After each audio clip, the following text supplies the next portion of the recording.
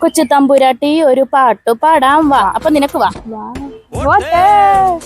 ഈ തെരഞ്ഞെടുപ്പ് എനിക്കിടെ പണ്ടേ ഇഷ്ടപ്പെട്ടു. ഇവൻ എന്നെ അടി പറഞ്ഞത് ചെയ്യണമെന്ന് കാണണമെന്ന്. എടി നീ ഇത് നോക്ക്. നിങ്ങളുടെ വിലയേറിയ വോട്ടുകൾ നൽകി എന്നെ വിജയിപ്പിക്കണം. അവൻ ഇലക്ഷൻ നിൽക്കുന്നുണ്ടെന്ന് വോട്ട് ചെയ്യണമെന്ന്. 10ാം ക്ലാസ് പോലും വിദ്യാഭ്യാസം ഇല്ലാത്ത ഇവനൊക്കെ വോട്ട് ചെയ്യണം, ഇവനൊക്കെ ഇലക്ഷൻ നിൽക്കുന്നു.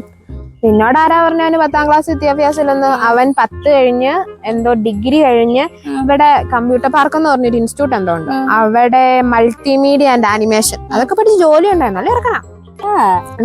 വെറുതെ അല്ല, മൾട്ടിമീഡിയ ആൻഡ് ആനിമേഷൻ ഒക്കെ പഠിച്ച് സ്വന്തമായിട്ട് പോസ്റ്റർ ചെയ്ത് വീഡിയോ ഒക്കെ ചെയ്ത് പൈസ കൊടുത്ത് സ്ഥാനാർത്ഥിയായി. അല്ല ആര് പാർട്ടിയിൽ നിർത്താനാ?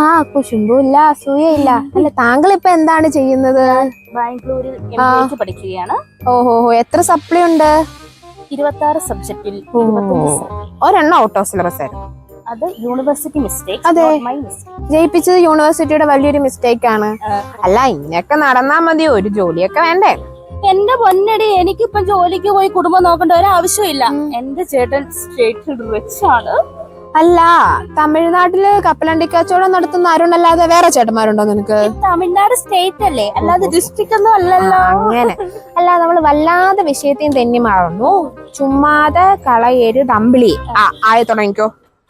ആദിയുഷ സന്ധ്യ പൂത്തത് എവിടെ അവിടെ